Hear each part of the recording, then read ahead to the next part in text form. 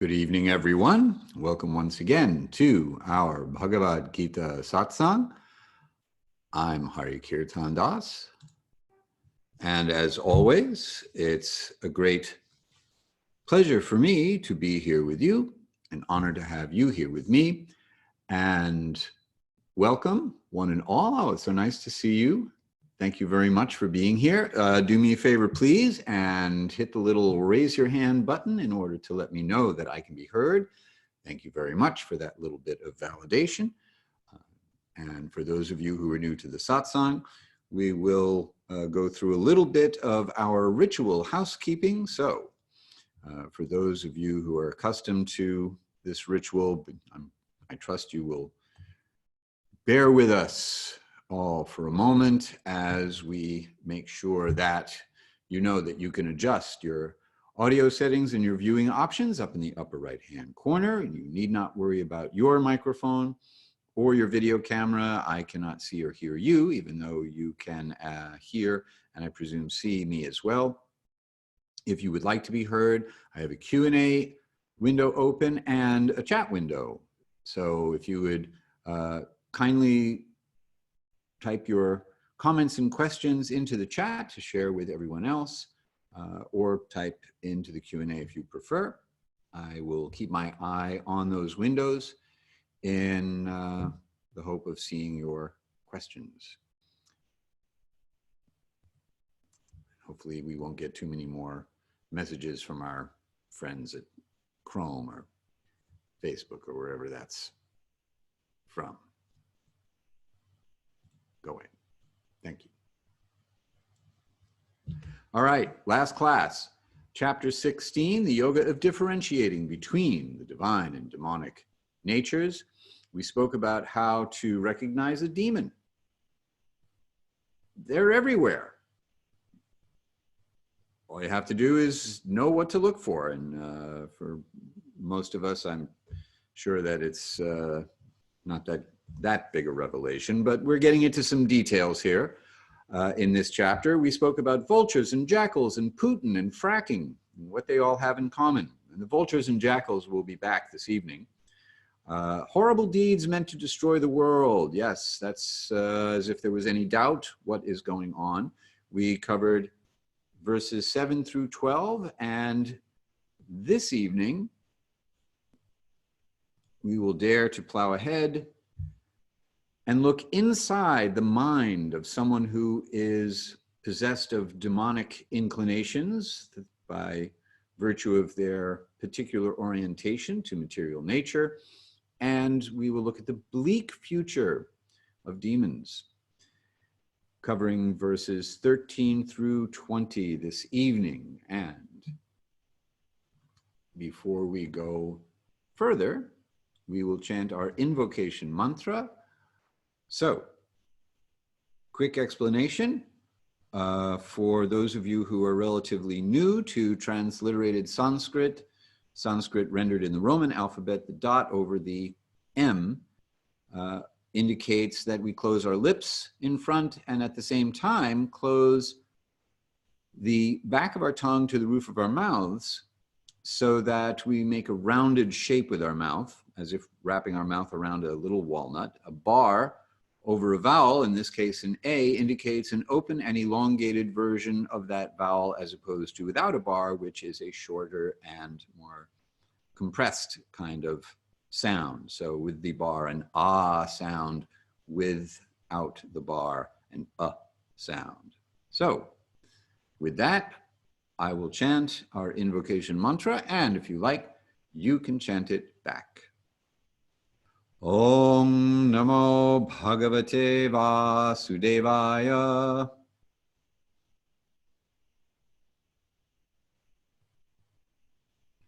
Om Namo Bhagavate Vasudevaya.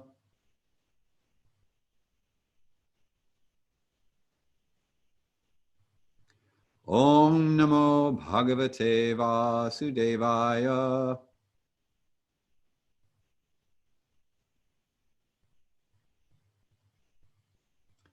Translation: I offer my respects to the Supreme Person, the son of Vasudeva, who is the all-pervading transcendence. That person, the son of Vasudeva, being Krishna, the speaker of the Bhagavad-gita.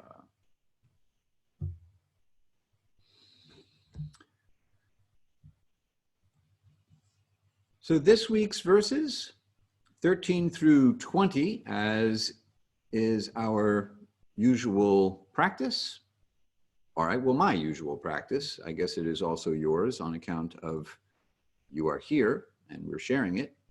I will read the translation of each of the verses that we're covering this evening. Then, after getting a sense of what this section is about, we will go back and look at each verse individually and take a deeper dive into the significance of each of these verses. So, beginning with verse 13 of the 16th chapter.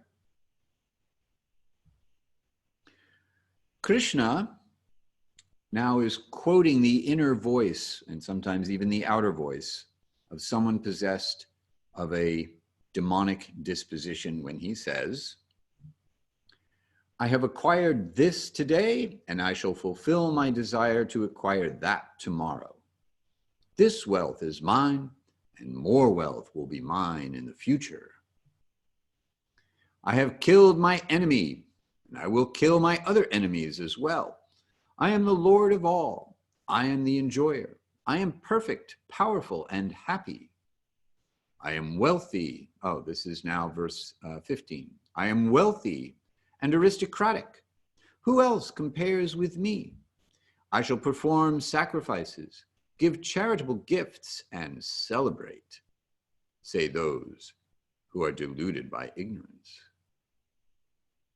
So that was 13, 14, and 15. Those are often grouped together as a single cluster, since it is a quote from within the mind of someone possessed of demonic disposition. Text 16. Swept away by a multitude of such thoughts, entangled in a net of illusions, clinging to the idea of enjoying the objects of their desire, they plummet into a befouled state of misery.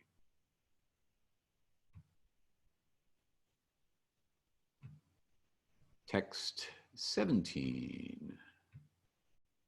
Self-absorbed, stubborn, filled with pride and the arrogance of wealth, their sacrificial performances are suffused with hypocrisy, without regard for established codes of proper conduct. Text 18. Thinking, I am making things happen, and seeking shelter in their own power, pride, lust, and anger, such envious people despise me, who am situated in their own bodies and in the bodies of others. Text 19. Hate-filled, cruel, the lowest of humanity, I hurl such people who are bound to the cycle of transmigration into the wombs of the ungodly again and again. Text 20. After taking birth after birth from demonic wombs without ever attaining me, such fools surely go to the lowest destination.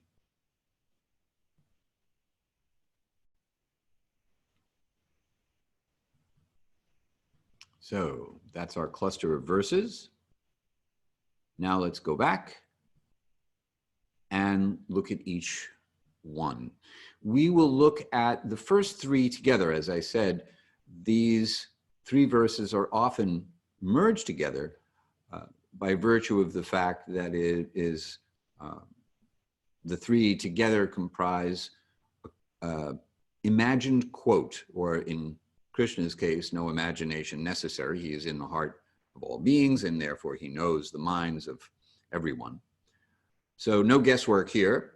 This, according to Krishna, from his position within the heart of all beings, is how the mind of someone possessed of a demonic mentality works. This is the story that they tell themselves about themselves. I have acquired this today, and I shall fulfill my desire to acquire that tomorrow. This wealth is mine, and more wealth will be mine in the future. I have killed my enemy, and I will kill my other enemies as well. I am the Lord of all. I am the enjoyer. I am perfect, powerful, and happy. I am wealthy and aristocratic. Who else compares with me? I shall perform sacrifices, give charitable gifts, and celebrate, say those who are deluded by ignorance.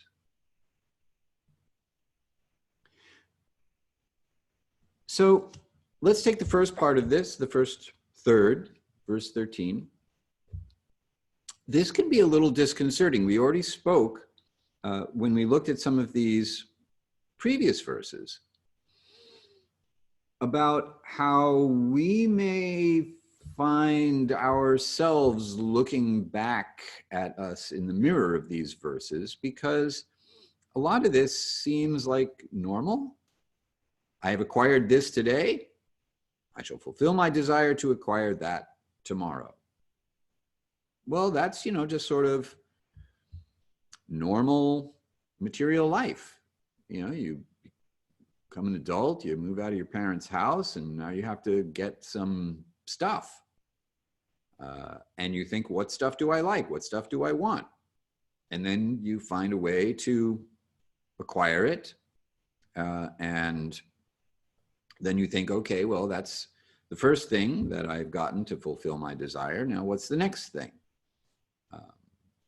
And on it goes. And it's very, it can be mundane stuff, the necessities of, furniture, at least if you consider furniture a necessity, to, a TV, to a big screen TV, to a big HD screen TV, gadgets that make life easier. What's the problem here? What's so bad about acquiring the stuff I desire? Well, the problem is if that's what you think the goal of life is. So what Krishna is describing here is the mentality of someone who thinks this is what life is all about, the acquisition of the things, the objects of my desire, and that this will make me happy. Up to this point, Krishna has described a certain level of detachment, a certain level of selflessness, of a healthy kind of indifference or disinterest in material life on account of it being temporary, not our natural habitat, not our real home.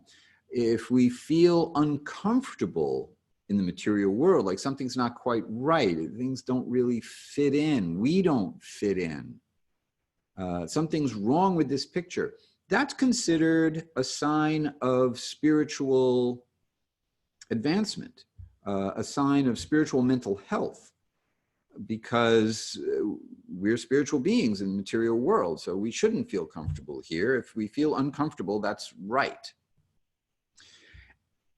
And if we're thoughtful, then we may consider that there's more to life than the material world and all the things that the material world tells us are good and desirable.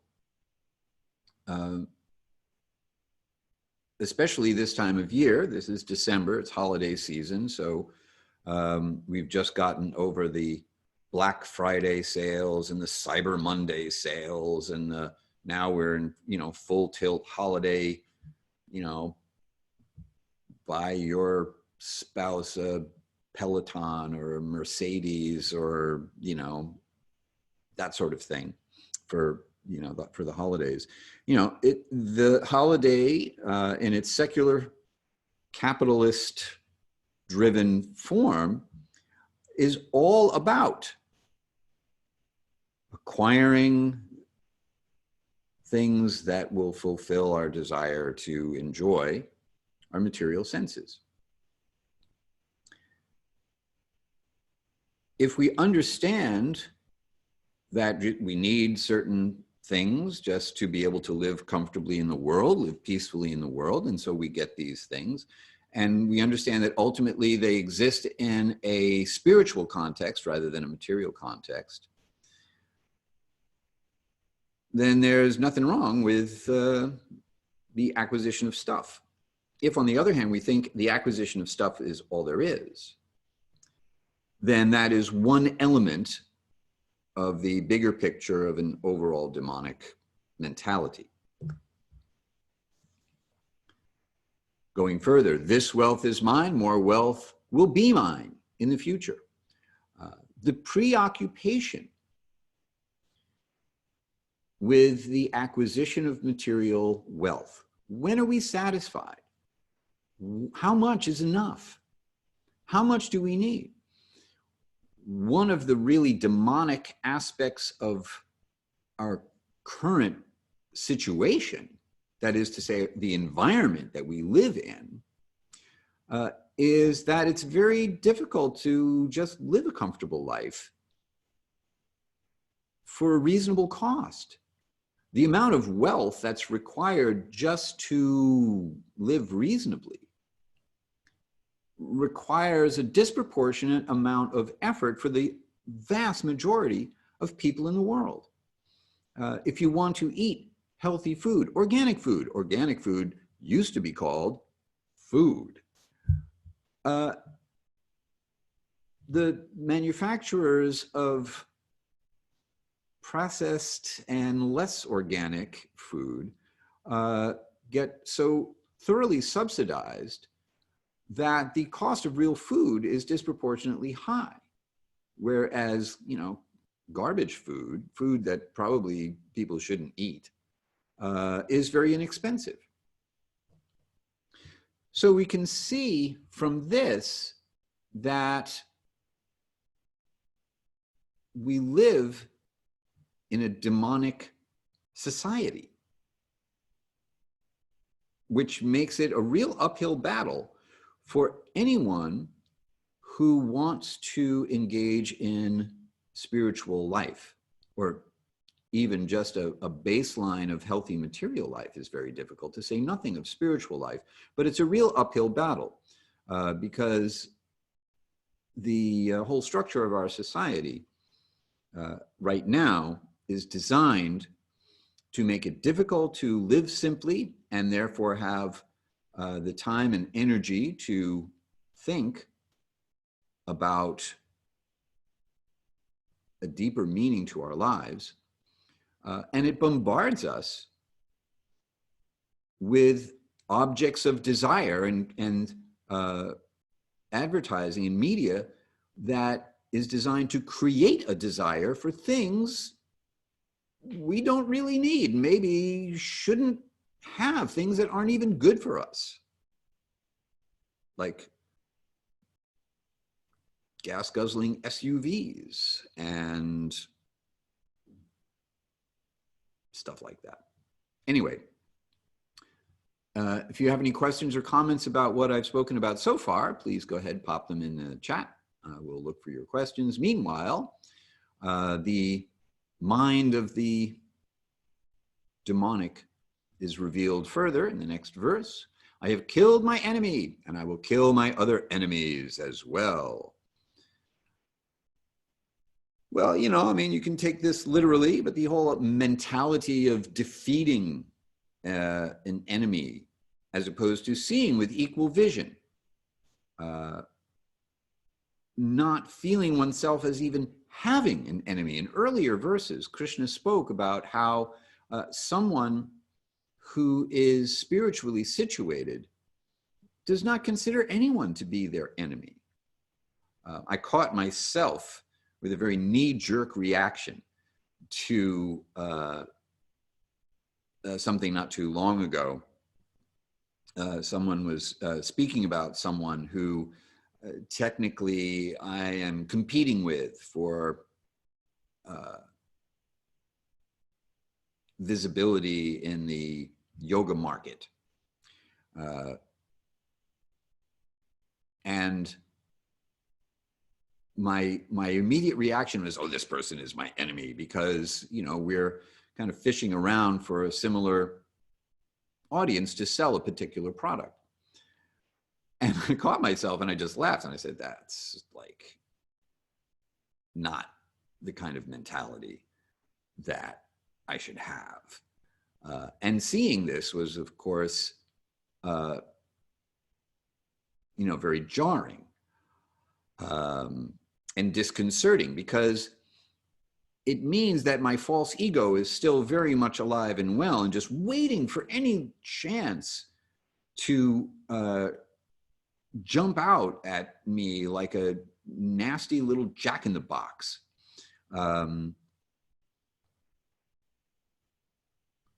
So I bring this up just because, you know, I had this sort of opportunity to watch my own demonic mentality just pop up and bite me.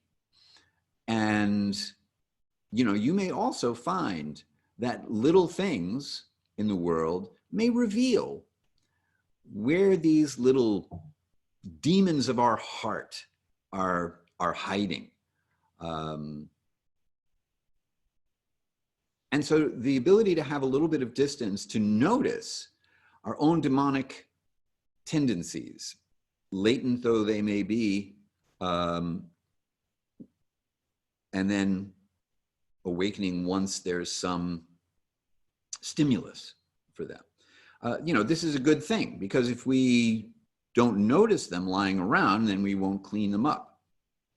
Whereas if we see them and we recognize them for what they are, then we can do the internal work of purifying our hearts by our spiritual practice and adjusting, consciously adjusting our own mentality, moving it into a more spiritual frame of reference. Continuing with this verse, I am the Lord of all. I am the enjoyer. I am perfect, powerful, and happy. So someone who thinks of themselves as the rightful enjoyer of everything, that the world is their oyster, so to speak. This is understood to be a demonic mood. Someone who is convinced of their own perfection, egotism, is considered to be a demonic mood. I am powerful. Well, you know, there may be some relative, excuse me, power there, but when we think we're powerful, then we have lost some perspective in a couple of different ways, which will show up in a later verse, even more so. And I am happy. Well, this is a kind of delusional happiness that comes from the very temporary situation of acquiring something that one has to work very hard to attain, even if it appears like one did not work hard to attain it in this life.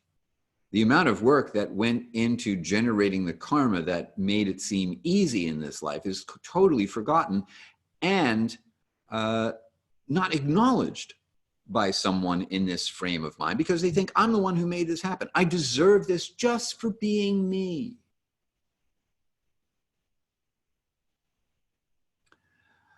I am wealthy and aristocratic. Who else compares with me? This is now Krishna continuing in the 15th verse. I am so special. This is not the same thing as understanding how we are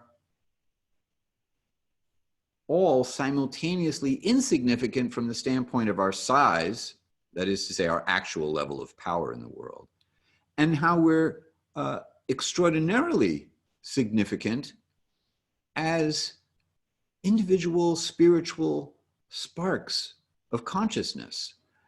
and how, in particular, we are special to Krishna, who is speaking the Bhagavad-gita for our benefit. So it's not the kind of who compares with me, is more of a self-absorbed, egocentric mentality, as opposed to simply having, high self-esteem and a realistic conception of the paradox of one's infinitesimal size, and yet one's significance as a part of reality. I shall perform sacrifices, give charitable gifts, and celebrate. So this speaks to, the kind of person who feels good about themselves by giving, some small portion of their wealth. And then people will say, oh, what a wonderful philanthropist they are. The person who really wants to have the wing of the hospital named after them so that everyone will know what a great person they are. That sort of thing. Krishna thinks that this is the story those who are deluded by ignorance tell themselves. Such people are consumed by incessant hankering for the fulfillment of insatiable desires.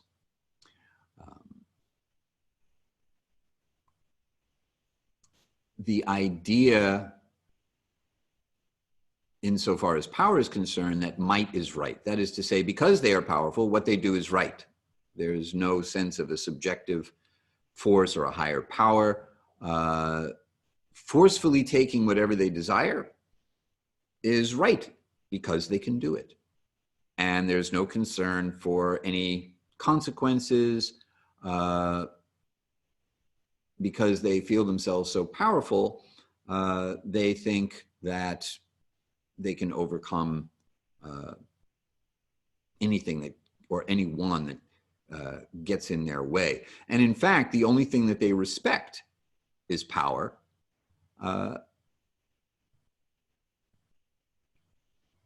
So when they see someone else who is powerful, then they will either respect that person for being powerful or consider them an enemy that they have to dispense with, someone who is competing with them.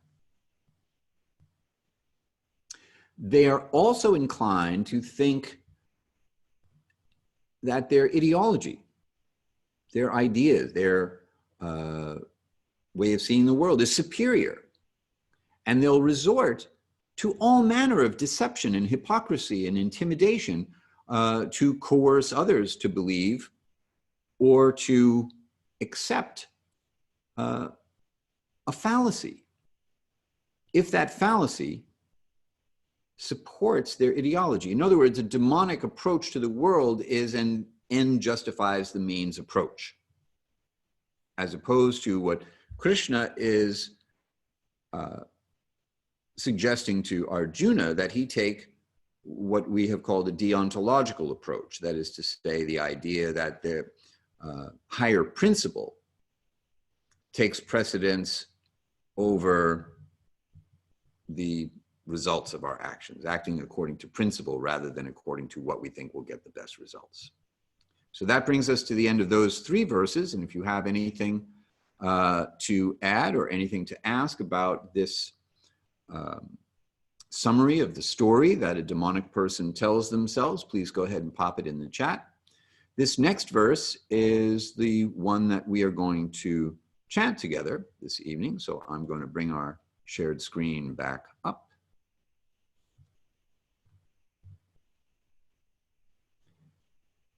and take you through the transliterated Sanskrit. Every letter is pronounced in transliterated Sanskrit. Therefore, when we see 2 T's together, we're going to hit the first T, slam on the brakes, and then hit the accelerator again on the second T. The bars above the vowels I have already described.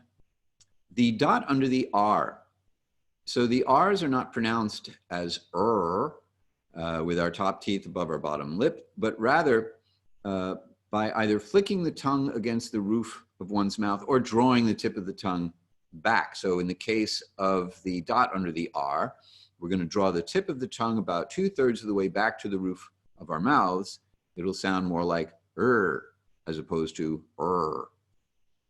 a dot under an H at the end of a word at the end of a line means that we will echo a short version of the vowel that precedes the H back.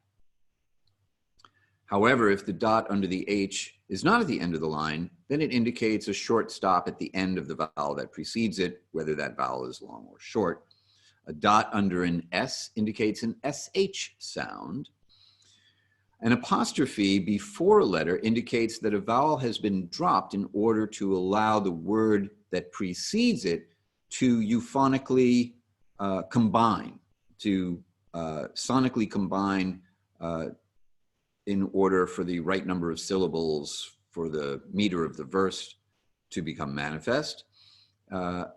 And the accent mark over an S is also an SH sound, but it's a deeper SH sound coming from the back of one's mouth as opposed to from behind one's teeth. So it's a sound with the tongue curled back as opposed to a sh sound with the tongue pushed forward. And with that, I will chant each line, and if you like, you can chant each line back. So here we go. Aneka chitta vibhranta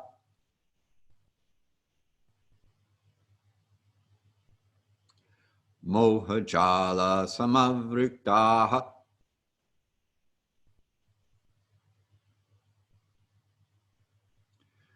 prasakta kama bhogeshu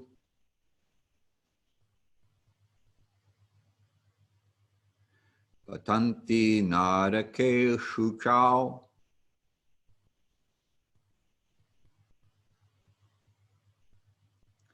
I may have forgotten to mention that a C is always a CH sound, sounded from the center of one's mouth, cha, as opposed to right behind one's teeth, cha.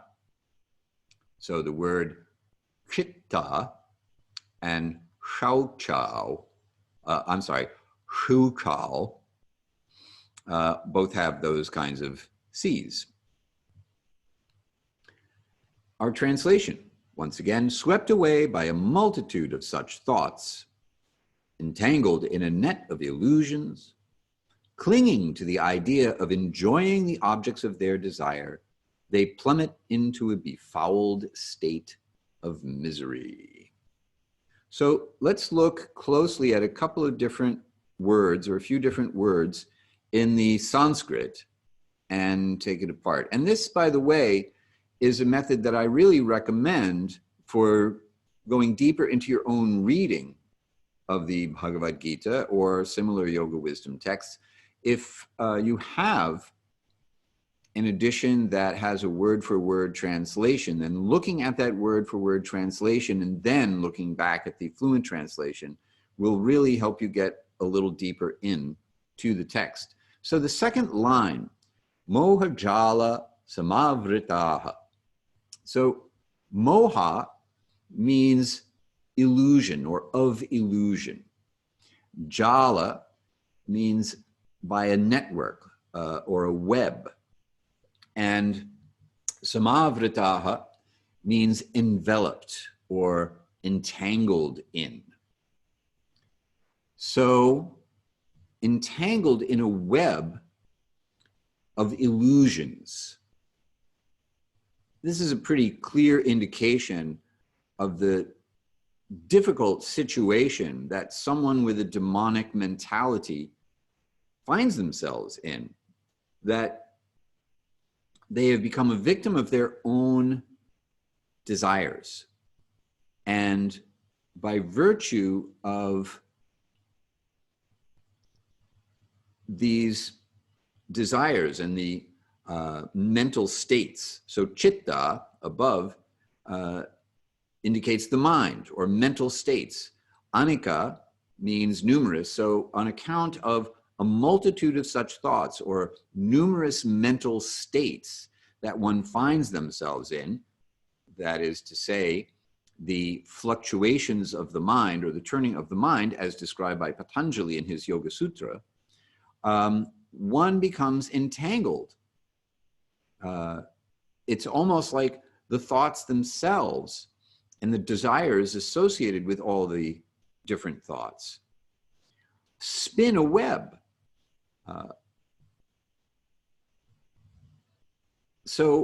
Like a fly caught in a spider web or a fish caught in a net, you really don't have a way out, at least not by your own efforts. You won't free yourself by your own efforts here. Then, kama bhogeshu. So, kama means lusty desires or selfish desires, sensual desires, like the Kama Sutra is the codes of sensuality, of sensual enjoyment. So kama means the gratification of the senses. Bhogeshu.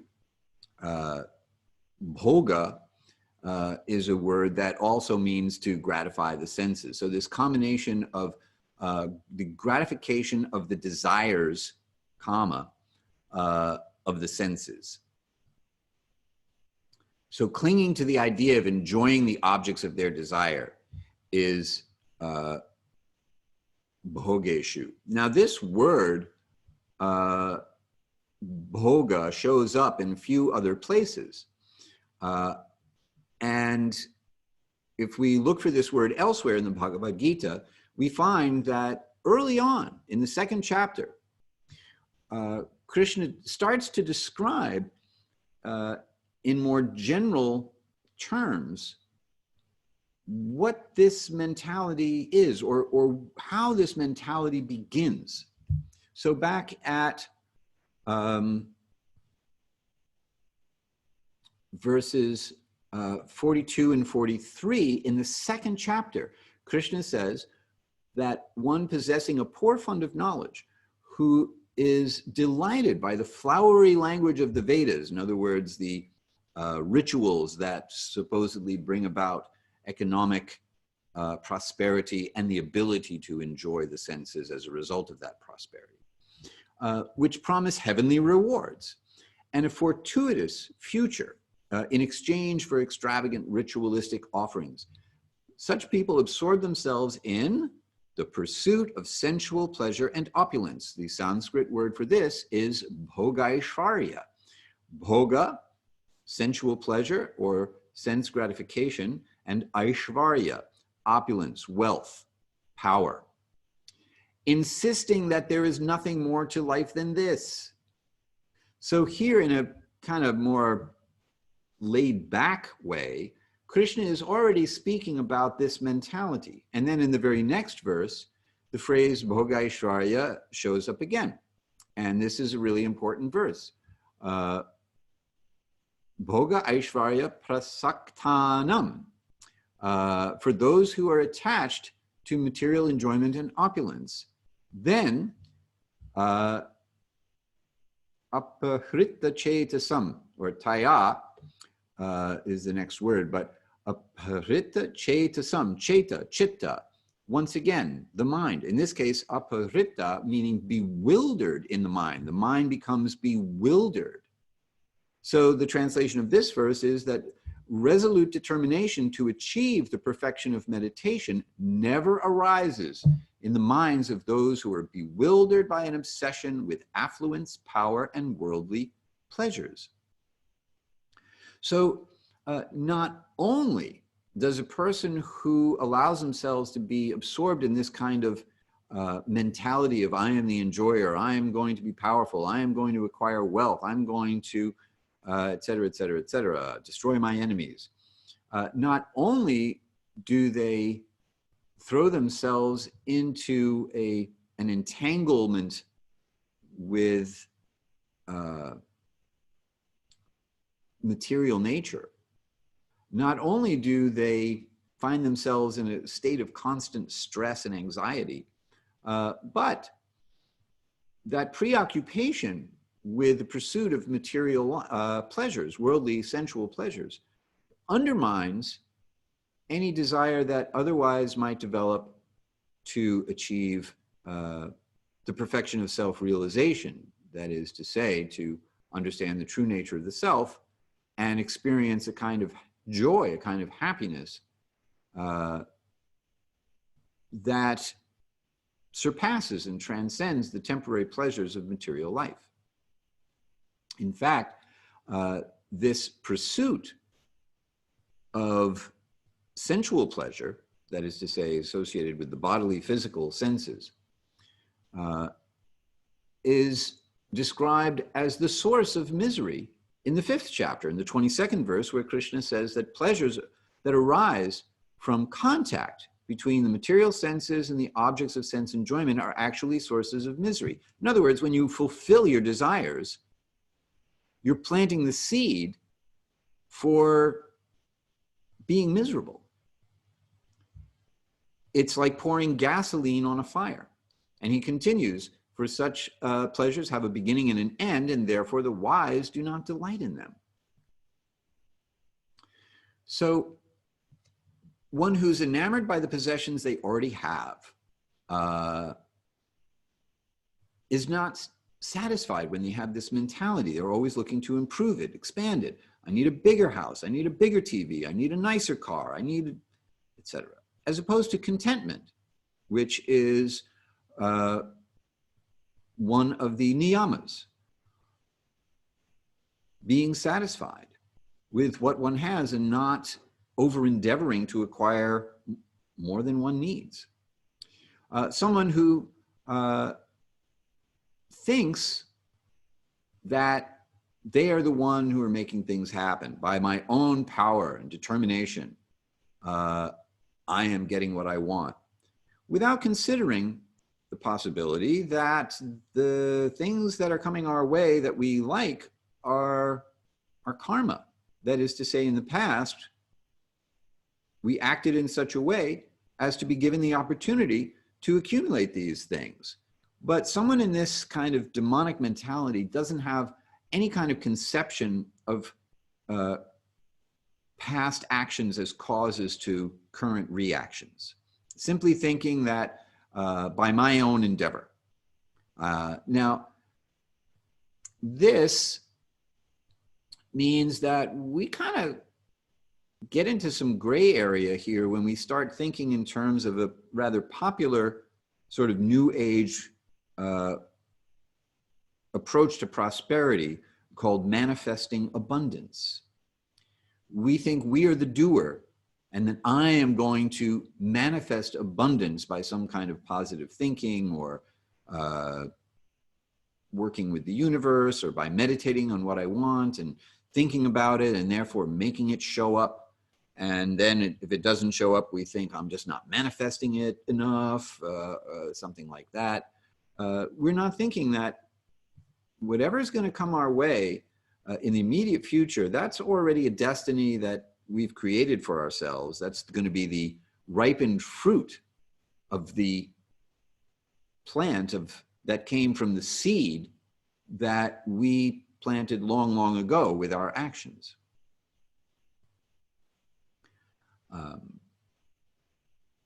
Another way this manifests as the idea that you can build yourself a stairway to heaven, that we can attain utopia via technology. One of the things that concerns me, at least in conjunction with spiritual teachings, is the idea that we don't have to change the way we live in order to keep the planet from catching fire. All we need to do is develop new technologies that will allow us to still have the same kind of artificial standard of living while not destroying the planet. I'm not buying it. This is actually, even though it looks like good intentions, let's save the planet with technology. This is also kind of a demonic view of the world, thinking that technology can save us. So, The last thing here is that each person possessed of a demonic mentality thinks that they can live by sacrificing others, which explains the mentality of those who really don't care about climate change, because they're thinking that, well, I'm making my money by the very things that cause climate change. I'm not going to change that other than the minimum I have to do in order to meet our public relations goals. I'm going to have enough wealth to get by. I'll be able to buy what I need. This is the kind of person that our Time Person of the Year, Greta Thunberg, in her first UN climate change conference last December, spoke about when she said to the adults in the room, "You say you love your children above all else, and yet you are stealing their future in front of their very eyes." This is demonic mentality. This is what it looks like. And this is what we're up against when we think about what we need to do to change course in order to simply save the planet. And yet, it is incumbent on us to look at our own hearts and our own internal ecology and make sure that we're cleaning that up, so that we're not thinking, I don't have to change the way I live. I don't have to change my material desires. All I need to do is get some new technology. We all do our part from a practical sense, but from the standpoint of our own consciousness, we want to look at where is it coming from? And what do we think our position is in the world? Any questions or comments, please go ahead and pop them into the chat or the Q&A. And Jill has a question. So how do we have hope for our planet when so many don't care about the climate or recycling or buying less or living a life aware of our footprint, carbon, otherwise? Well, it's very challenging to have hope in this situation. And the way that we do this is by looking at the bigger picture. That is to say, the spiritual context within which the material world happens in the first place. There are certain things we won't be able to change. And maybe the outcome will be a disaster. Everything that all of, the worst case scenario may very well be what comes to pass. And certainly Arjuna is in that situation. He sees the future as being very bleak. And Krishna is telling Arjuna, well, you may not be able to change that. That's not going to be your motivation for action. You need to do the right thing because it's the right thing to do. And by acting in this way, you will experience an inner peace that does not depend on your external material circumstances. So hope for an aspiring transcendentalist is spiritual hope, not material hope. An aspiring transcendentalist has a realistic and therefore, frankly, healthy, pessimistic view of the material world in general. It's not designed to be a utopia. So the bottom line is we do the best we can to do the right thing because it's the right thing to do, hope for the best, with the understanding that ultimately we're not in control. I hope that is a satisfactory answer. Annie, can we change the effects of past karma in the present or for the near future time by right action now? So there are some things, this is a really great question. Karma, as described by the Vedic wisdom texts, is a long-term proposition. We act now, it plants a seed that then takes root, then grows out of the ground, then branches out, then has leaves, then has a fruit, and the fruit ripens, and then we taste that fruit. Now, if the fruit of a past action is already ripe and right around the corner, odds are there's nothing we can do to get out of the way of that.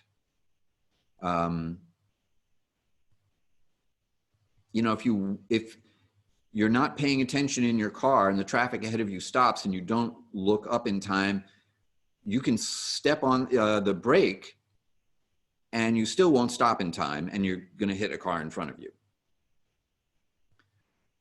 So some of our karma is just like that, and it may be good or it may be bad, but it's so close to fruition that we're not going to be able to change that very, very short-term karma.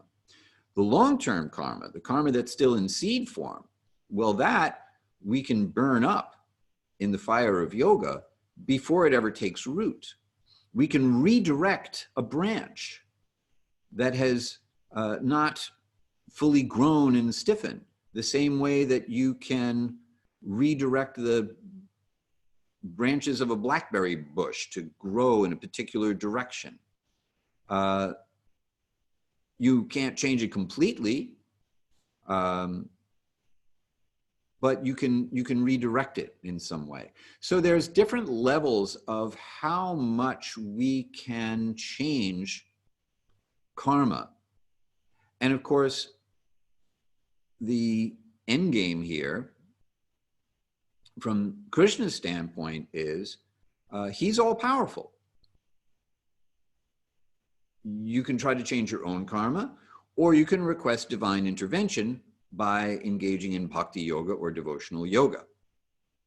And that's Krishna's recommendation. His opinion is if you do the best you can and do the right thing because it's the right thing to do, and make what you do an offering to me, I'll take care of the rest. I'll take care of your karma for you, which is what we will see in the 18th chapter of Bhagavad-gita, as Krishna has previously indicated.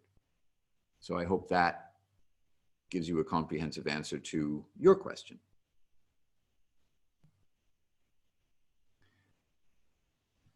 Please let me know if that's a satisfactory answer. Meanwhile, with the time we have left, let's see if we can get through our last three verses. Verse 17, self-absorbed, stubborn, filled with pride and the arrogance of wealth, their sacrificial performances suffused with hypocrisy, without regard for established codes of proper conduct. So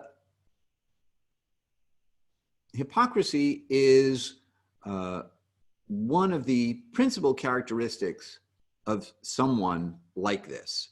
So for example, you may have someone who poses as a religious leader, preacher, who misleads people, who makes a show of religion, and then at the same time is either engaged themselves in activities that are contrary to spiritual values, or holds someone else up as a hero of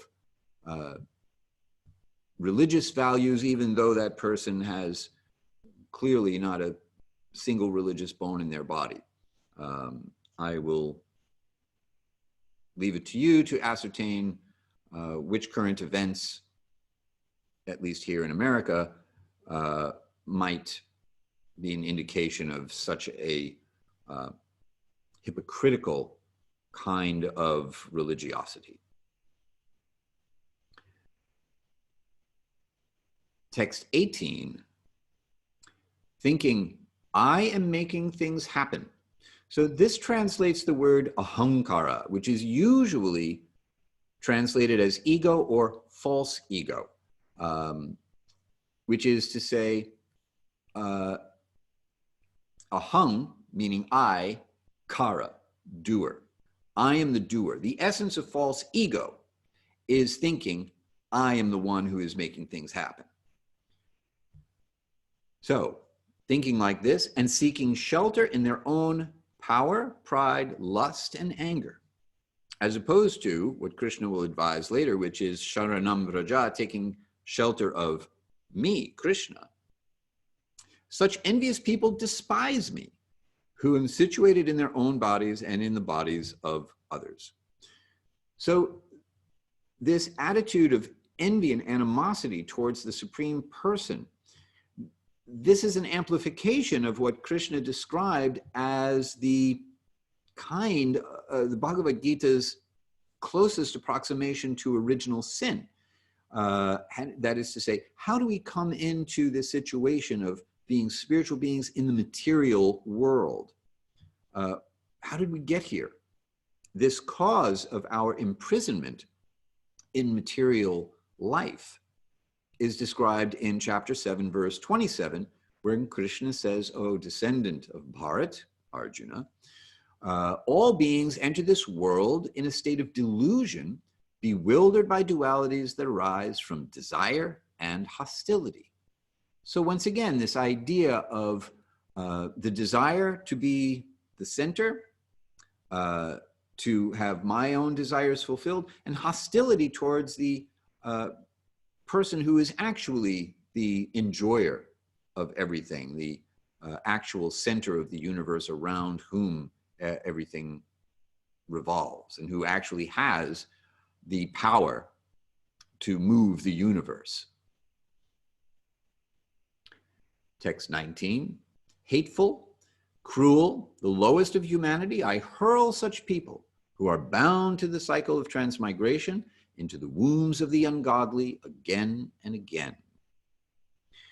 So this is the fate of someone who has this kind of mentality. They act thinking that I'm one who's making things happen and I'm acquiring wealth and I'm all powerful. And then it comes to an end and they have no idea that that's just not the end, because they don't understand the distinction between spirit and matter. They can't make a distinction between the self and the not self, and their next birth will not be up to them. It will be a function of what they desire and what they deserve based on their previous actions, the seeds they have planted, the fruit that they have grown, which Krishna here is indicating is going to be quite bitter. In the next verse, he says, taking birth after birth from demonic wombs without ever attaining me, such fools surely go to the lowest destination. So the acquisition of a mentality that assures one of a descent into hell is called misfortune. It's a misfortune of their own making, or it could be a misfortune of our own making if we are not careful about what kind of mentality we cultivate in our own lives. This is not an indication that God is unmerciful or that the Supreme Person is mean. The mercy of the Supreme Person has no limits. But if one rejects that mercy, then what can you do? The laws of material nature respond automatically as an extension of the will of the Supreme Person. That is to say, material nature is a function of divine will, but it works automatically according to how the laws of material nature are designed. And the laws of material nature are designed to respond to a demonic mentality with a demonic birth. So what does that look like? So let's just take a quick look and see what are we talking about when we talk about taking birth in demonic wombs, ungodly wombs, translating the word asura. And what do we mean by the lowest destination? What does a birth at the lowest destination look like here in the material world? Well, we already spoke about vultures and jackals last time, and that's definitely low end of the spectrum birth. Here we have two creatures in constant anxiety fighting for the remnants of dead bodies.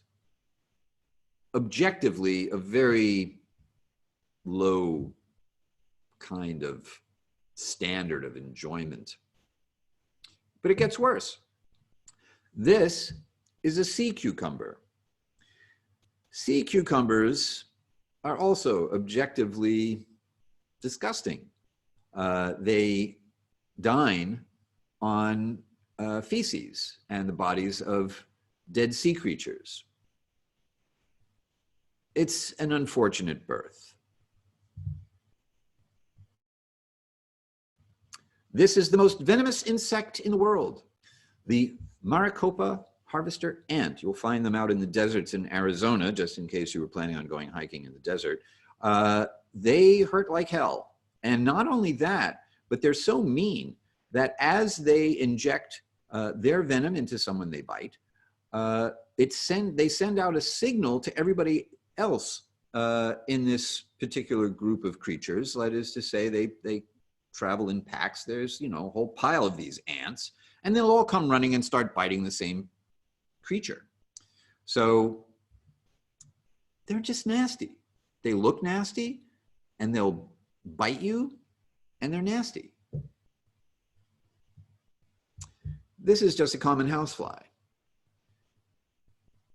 They're also very, very unfortunate creatures, but they're also disgusting. They eat poop. They, when they land on your food, the way they digest it is first they vomit up their digestive juices onto it and then eat the pre-digested food. They lay their eggs in dead flesh and then, maggots. Anyway, somebody has to take birth as a fly, because a fly is just a person in a fly body. It's a spiritual being. So someone with spiritual vision sees with equal vision all different creatures, because they understand, hopefully we understand, that we share spiritual equality with all living beings, all conscious creatures. And yet we make a distinction between a person who takes birth in one body and a person who takes birth in another body. And this is a body that I think we can all agree we don't want to take birth in. And on that cheerful note, we end this portion of the yoga of differentiating between divine and demonic natures, and also divine and demonic creatures. We've looked inside the mind of a demon and at the bleak future of those who are possessed of a demonic mentality. We covered verses 13 through 20 of chapter 16. Last call for questions. If you have any questions, those of you who are here with me now, you can pop them in the chat. I will stay a couple of extra minutes if you like. If you are watching this after the fact, or if questions occur to you later, or if you're just running out of time now, email me, hari@hari-kirtana.com. I will be very, very happy to hear from you. And you can also post questions and comments on the Facebook group, where I am always anxious to see discussions about these topics amongst you all. Next week, we will finish up chapter 16. Some of you will probably be relieved to know that we're done with this chapter. We'll talk about the three gates to hell, the authority of spiritual literature in verses 21 through 24, and then we'll do a chapter summary and a review of the chapter. Annie, once we have attained human incarnation, can we live so badly as to return to a lower birth next time? Yes. And that does it for tonight.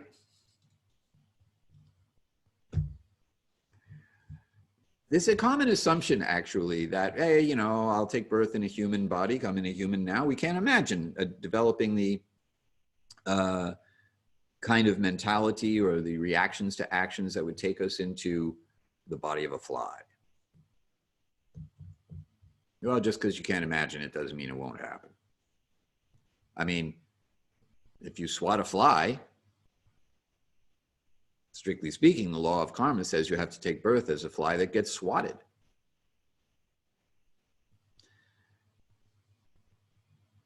So let's not take these human births for granted. Let's take advantage of this special opportunity of our human birth to inquire into the true nature of ourselves, the true nature of the world, and the true nature of our relationship with the world, and most importantly, the true nature of our relationship with the source of the world, of whom we are a part.